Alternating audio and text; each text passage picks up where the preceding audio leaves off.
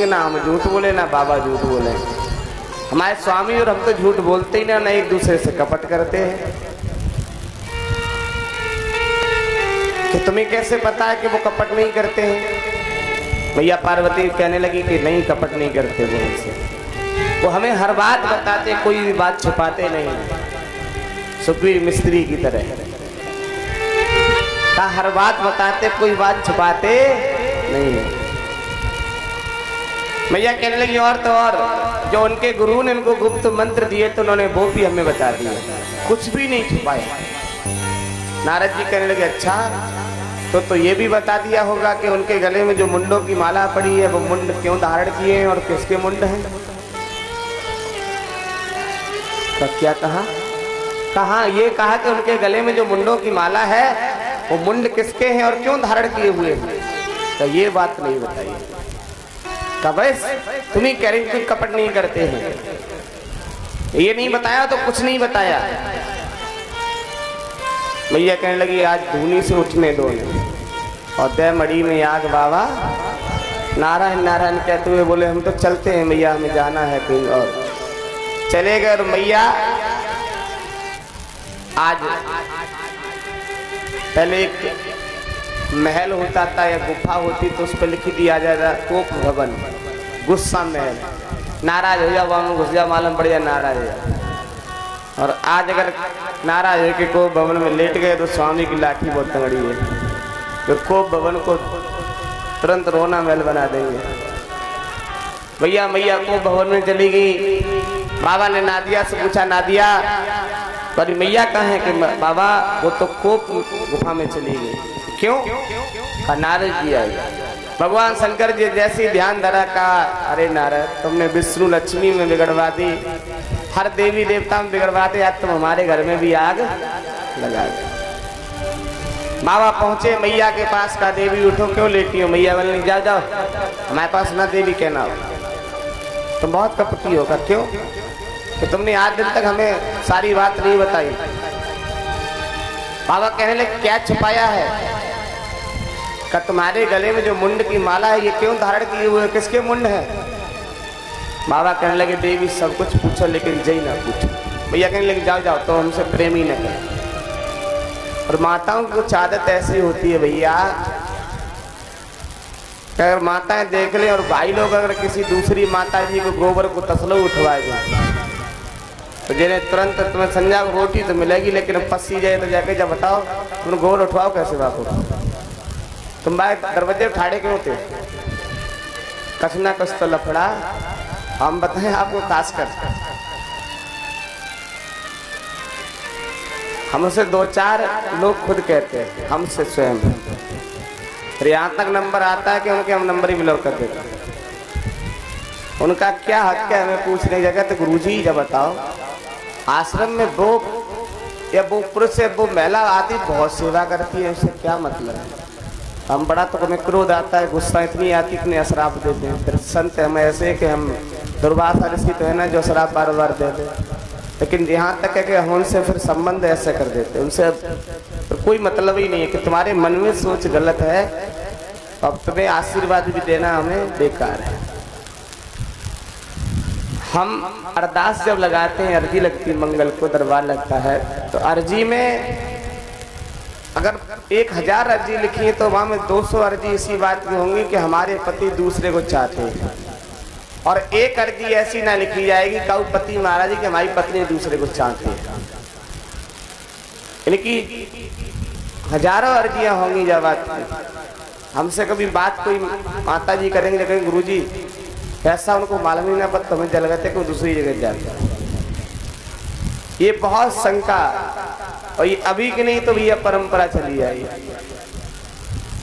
इनका प्रेम जो है वो केवल आपके शरीर और पैसे का प्रेम है। सच्चा प्रेम तो भगवान और गुरु का होता, बाकी सिवा दुनिया में किसी का। नाद प्रेम जब ही तक माने, धन बल जोर बराबर ठाने। बल कमती हो जाए, प्रेम घट जाए नारी को भाई, और जब बोले कड़ुए बोल मरो पिया दुखदाई।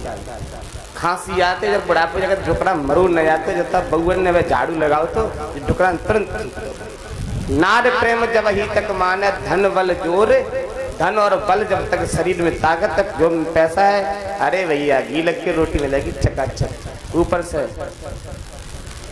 पंखा डुलाओ जाएगा, पानी फ्रिज को मिलेगा, पीने को तुम लगवान हैं एकदम। कई लोग ऐसे लग रहे हैं भुक्त भोगी हो, जैसे शाम को नहीं मिलता हो है, एकदम चिपर के रोटी, श्रीमती जी पंखा डुलाए एकदम चका। एक हमारे यहाँ भक्त हमारे साथ रहा करते थे विष्णुपाल, उन्हीं धर्मपत्नी थी सरिता नाम, तो हमारे पास 6-7 महीने रहे। तो उनकी पत्नी हमसे तो नहीं बोली, अन्य लोगों से कहा कि गुरुजी तो बाबा बने सो बने, उन्हें बाबा बना दिया, बताओ। तो उन लोगों ने कि क्यों, जबकि हम ना छोड़ पाए उन्हें। तो हमने से एक दिन उनसे कोई चर्चा करी, तो हमने एक फोटो ले जाओ, तुम सब घरे आराम से फोटो समझाओ, चिपका लो माँ साहब की तरह हैं, और क्या करो, सही है कि नहीं। ये प्रेम जो है ये आपको लगता है ना, अगर सच्चा प्रेम अगर आप करें तो वाणी का जो प्रेम है ना वो हमेशा साथ है, वाणी का प्रेम। देखो वाणी का अगर प्रेम नहीं होता तो आप लोग इतनी दूर दूर से क्यों आते, वाणी सुनने के लिए तो आए हैं। ऐसी वाणी बोलिए मन का आपा खोए, औरन को शीतल करे आपको शीतल खोए, ऐसी वाणी। इधर मैया लेटी हुई है वो भवन गुफा में, और बाबा समझा रहे हैं कि देवी मान जाओ। मैया कहने लगी मुंड किसके हैं। बाबा जब बताने के लिए मना किया तो मैया जिद ठानी, तो बाबा ने कहा देवी सुनो, अब तुम जिद ठान रही हो तो तुम्हें बता देते कि जो गले में मुंड है ये और किसी के मुंड नहीं, ये मुंड तुम्हारे ही हैं। कितनी बार तुम्हारी मृत्यु हो चुकी है, हम तुम्हारे प्रेम में आके हर एक बार तुम्हारा मुंड अपने गले में धारण कर लेते। मैया ने जैसे ही सुना तो कहा अच्छा हम इतनी बार मर गए और तुम्हें कहूँ खांसी नहीं आई, हमारी इतनी बार मौत हो गई तुम्हें खांसी जुकाम भी नहीं हुआ। बाबा ने क्या कहा, देवी हम नहीं मर सकते, हमने अमर कथा का रसपान किया है, और जो अमर कथा का रसपान कर लेता उसकी मृत्यु होने वाली नहीं। मैया ने कहा वो कथा हमें भी सुननी है, हम भी अमर होंगे। बाबा ने कहा वो कथा हर कोई नहीं सुन सकता।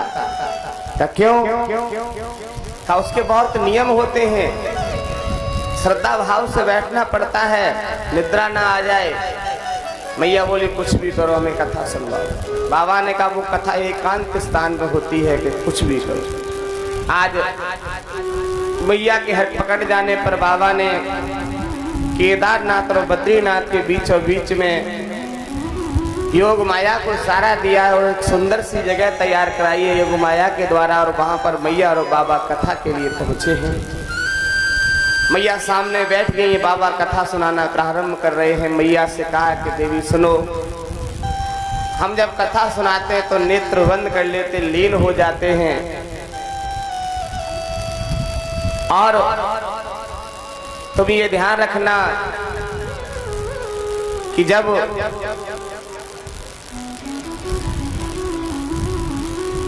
कथा हम सुनाए तो तुम बीच बीच में ओम ओम बोलती रहना, और जब तुम बीच बीच में ओम ओम बोलती रहोगी तो हमें मालूम पड़ता रहेगा कि तुम जग रही हो। मैया ने कहा ठीक है।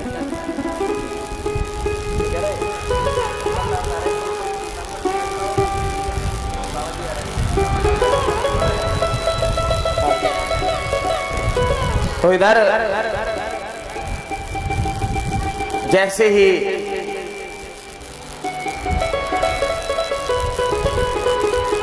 इधर बाबा ने कथा प्रारंभ की है, मैया बैठ गई हैं शांति पूर्वक। आप सभी शांति से बैठे हैं। अमर कथा का बाबा जब प्रवेश करा रहे हैं तो आप भी शांति से बैठिए। जय हो महाराज। बोली गोपाल दास महाराज की। आज बहुत सुंदर अवसर है कि महाराज जी का दर्शन आप सभी को करने को मिला है। इधर आइए, इधर आइए।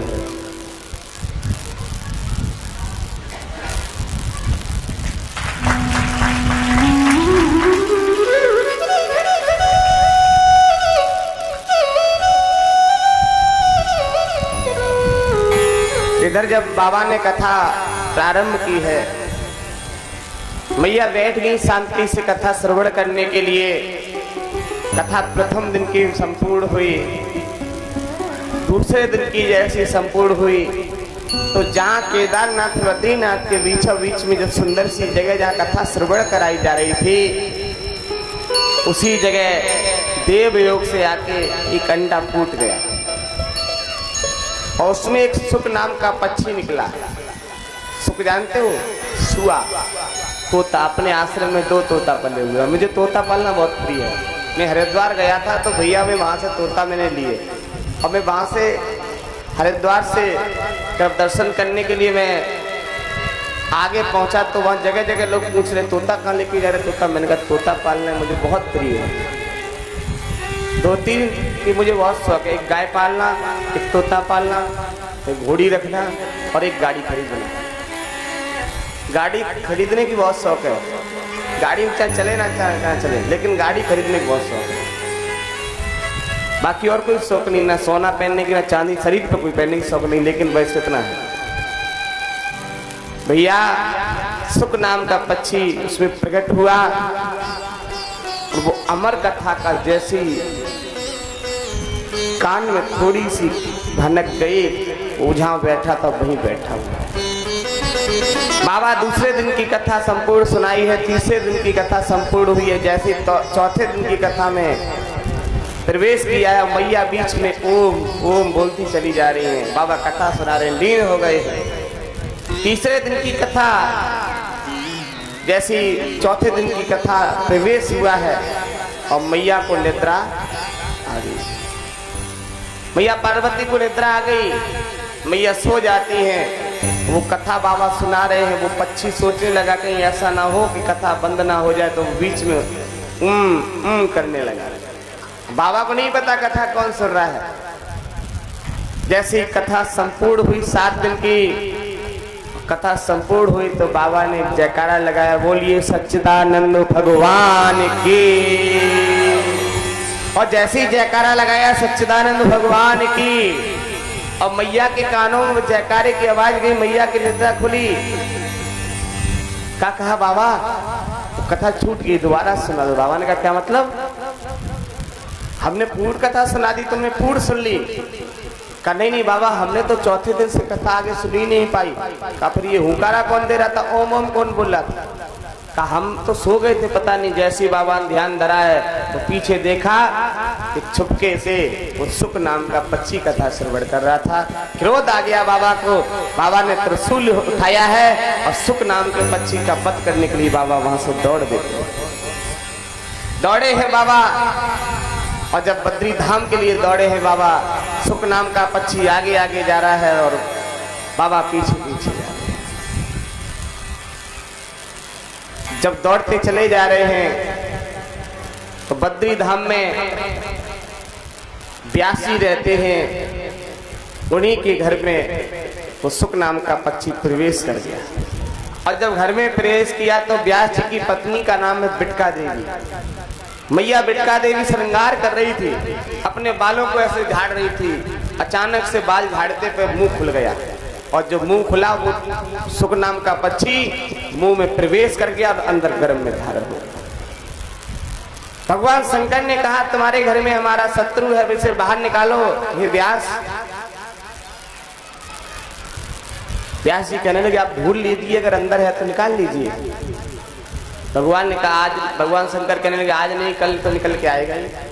1-2 दिन नहीं, 12 वर्ष तक भगवान व्यासपति के बाहर खड़े रहे। सुक नाम का पक्षी निकल के जब आए, जब होई बाहर भैया वो तो अंदर गर्भ में चला गया।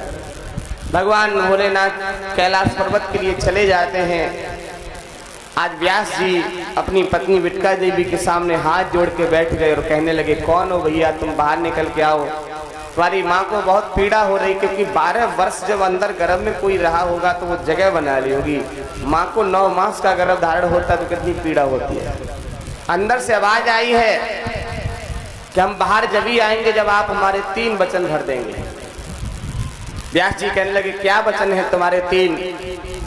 अंदर से आवाज आई है कि मेरा पहला वचन ये होगा कि हम जैसे ही गर्भ से बाहर आएंगे आप हमें विष्णु की माया में नहीं फांसेंगे। व्यास जी ने कहा हमें वचन स्वीकार है।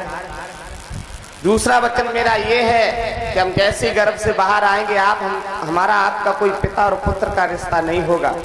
कहा ठीक है, ये भी वचन स्वीकार है। तीसरा वचन हमारा ये है कि हम जब गर्भ से बाहर आएंगे तो सीधे बनकर ये प्रस्थान कर जाएंगे, आप हमें रोकने की कोशिश नहीं करेंगे।